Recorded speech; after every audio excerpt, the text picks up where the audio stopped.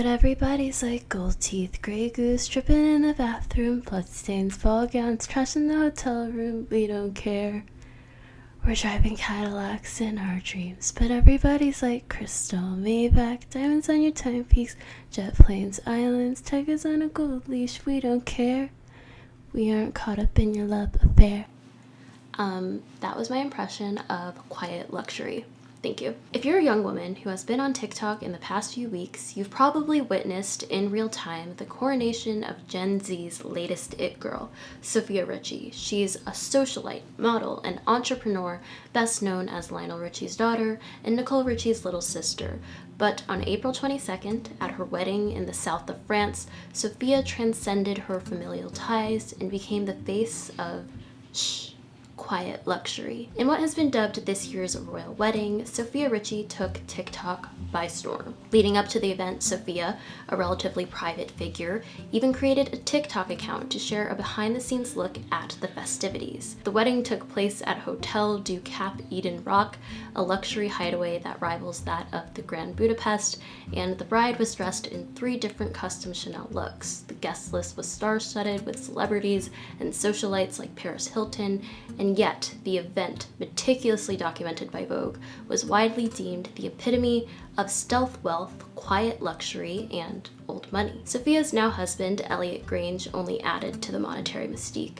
The London-born music executive is the son of Universal Music Group chairman and CEO, Sir Lucian Charles Grange. The fact that Elliot's father is also an executive added fuel to the old money allegations, which on TikTok is synonymous with quiet luxury. In reality, the Grange family wealth, like the Richies, is relatively new. They didn't start with much, but Lucian climbed the ranks of the corporate ladder, while Lionel climbed the charts. New money is commonly associated with brash, garish taste and logos galore, while the old money aesthetic conjures images of simplicity, neutrals, and a sense of timelessness. Despite the novelty of her wealth, Sofia Richie's wedding aesthetic fell definitively under the latter, and for that, she was adored. The resurgence of the old money aesthetic has been slowly building on certain Kardashian-averse corners of the internet for years now, but Sofia Richie's wedding has made the exaltation of quiet luxury louder than ever. In certain communities on TikTok, there's even a notion that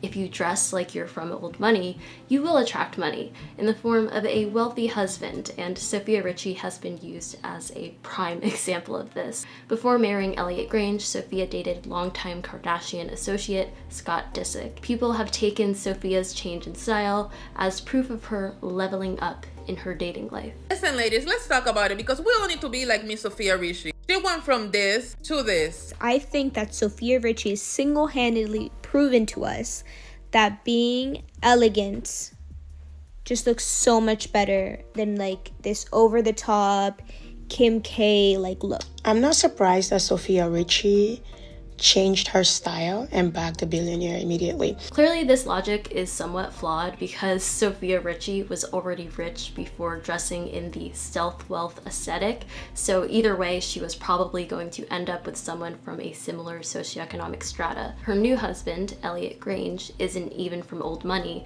but he is perceived as infinitely more classy than Scott Disick, so that's close enough for the growing cult of Wealth Whispers, a corner of the internet where content ranges from old money outfit ideas to where to meet a rich husband. This sort of content usually falls within the sphere of femininity tips, dating coaches, and hypergamy advice, which on TikTok has recently been flooded with clips from Shira7, a YouTuber who hilariously advises women on how to marry and date men for money. What if he's not attractive but wants to spoil? Close your eyes, girl. Get you some wrong prescription contact lenses and stick them in there. Everything is a blur, baby. Anyway, today I want to explore the internet's newfound fixation with quiet luxury. But let's start with semantics. What is the difference between old money, quiet luxury, and stealth wealth? Old money definitively refers to the established and inherited wealth of families that have been rich for many generations. Think Rockefellers and Vanderbilts. Of course, old money is nothing without its history, which is often problematic and steeped in colonialism, racism, and unfair labor practices. While many people are quick to point this out, others are willing to boil old money down to tying a sweater around your shoulders or casually wearing a blazer. Quiet luxury and stealth wealth have been used in recent years to rebrand but essentially describe the same exact old money aesthetic. In terms of aesthetic, old money is more closely associated with prep, vintage, and figures like Jackie Kennedy with her tweed Chanel suits. Stealth wealth and quiet luxury, on the other hand, seem to represent a more updated version of that aesthetic, fit for the 2020s. The characters on HBO's Succession are emblematic of dressing in the stealth wealth aesthetic. They wear simple, plain, borderline drab clothing that is extremely expensive, but you'd only know it if you too were able to afford the $600 cashmere baseball cap that Kendall Roy has sported in several episodes this season. What I find most interesting about quiet luxury discourse is the morality associated with it. Being less flashy but equally expensive renders one piece of clothing classy and the other trashy. Amongst the waspy uber rich, this has been a long-standing tradition, but now even the middle-class masses have adopted this notion. As of late, hordes of people on TikTok, despite having no money to hide, are set on emulating the stealth wealth aesthetic. Despite the aesthetic's aversion to logos, it is nothing without its tags, the price tags and the ones inside the clothing.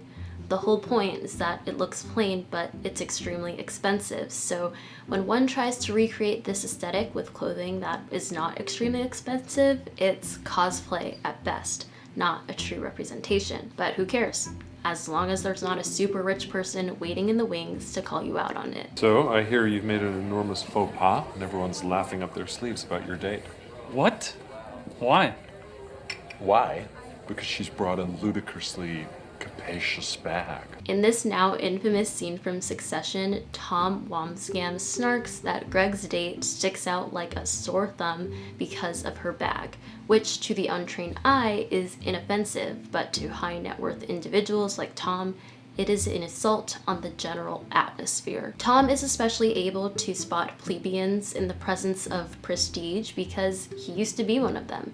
He came from the humble cornfields of middle America before marrying into the Roy family worth billions. In the first season, he even gives Logan Roy a ludicrously capacious watch for his birthday and is met with contempt. As the series progresses, the class discrepancy between Tom and his ultra-rich wife Shiv is a continual point of contention because money is power and Shiv has a lot more of it. This brings me back to the idea of marrying into old money, which, as we saw with Sofia Richie's wedding, despite no old money being involved, is highly romanticized. This was in stark contrast with the media and commentary surrounding Kourtney Kardashian's wedding, who also famously dated Scott Disick. Kourtney Kardashian married musician Travis Barker a year ago in the Italian Riviera. The wedding was just as star-studded and lavish as Sofia Richie's, but with a distinctly different aesthetic. Where Sofia Richie's wedding was described as timeless and elegant, Kourtney Kardashian's was labeled tacky. Kourtney wore a short corset mini dress designed by Dolce & Gabbana,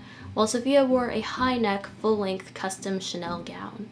The weddings were probably similar in price ranges, that is to say prohibitively expensive, but the neutral, sleek aesthetic of Sofia Richie's wedding was perceived as much more moneyed and aspirational than Kourtney's opulent Gothic affair. While aristocrats were once defined by how much gold leaf they could incorporate into their gilded manners, now the rich judge each other by just how wealthy they can be perceived without traditional signifiers of wealth. This is the essence of quiet luxury. If you know, you know. Francis Sola Santiago writes for Refinery29, historically, logos, flashiness, and vibrant clothing has been often dismissed by rich and white groups, according to Jonathan Square, assistant professor at Parsons School of Design. There's long roots to this bias that people are tapping into when they use words like understated and pared down, he says. It's aesthetic whiteness, and recently, Square points out that the fashion world has been shedding its streetwear layers, which were highly popular in the late 2010s, resurfacing styles and aesthetics that represent a pendulum swing. It just seems like people are sort of retreating back to things that have been historically associated with wealthy white people, he says. Stealth wealth boils down to the luxury of not having to try, to know that because of where you come from and what you look like, no one will question your authority. As long as the right people know you're wearing a Margiela t-shirt, you've done your job. At worst, the glorification of the quiet luxury aesthetic is problematic. At best, it's, well, boring. Money doesn't buy taste. It's the age-old adage used to refer to gaudy rich people who can't dress. However, those who sport quiet luxury may not be tacky, but it doesn't mean they're stylish either. It's like the concept of, is it a look or is she just skinny?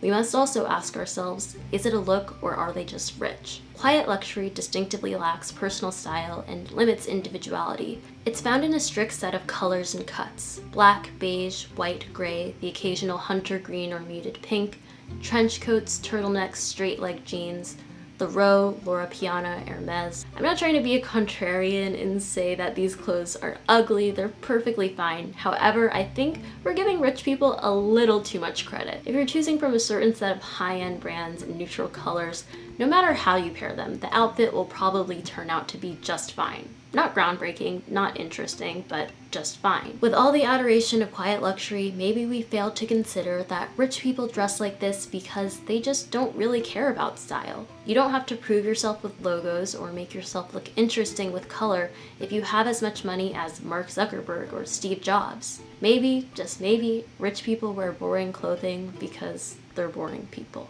I don't have a solid outro for this, so let's play Amanda tries to guess how much quiet luxury clothing costs. Okay, so I've pulled up a blog post dedicated to quiet luxury. Let's see if I can guess how much any of these items cost. Let's go to this section, Loro Piana. These high-waisted jeans, I'm gonna guess $700? 700, that seems pretty fair, right? Oh, $750. Okay, that I was pretty close on that. Okay, let's guess these shorts. Shorts, they have to be less than jeans, so I'm gonna say $350 for these pleated linen shorts. The suspense is killing me because my laptop is running on fumes. Oh, what the hell? $715 for shorts? How are they the same price as pants? Okay, let out this silk knit t-shirt. I'm gonna say $1,000. $1,000 for the t-shirt, Alex. Okay, $1,020. Okay, I'm kind of good at this. Okay, now I'm gonna guess the Row. This twisted midi skirt, I don't know, something about that is like really giving expensive. Like, I want to say $1,000. $675. It used to be $1,690. Okay, belted leather trench, that has to be extremely expensive. I want to say like $3,000. On this website, it's saying $9,400. So a little bit off with that one, just a little bit off. Let me guess these boots. These boots, I'm gonna guess $1,200 for the boots. $1,490, pretty close. Okay, that's gonna be the end of the guessing game. I hope that you guys enjoyed this video, and I will see you in my next one. Bye.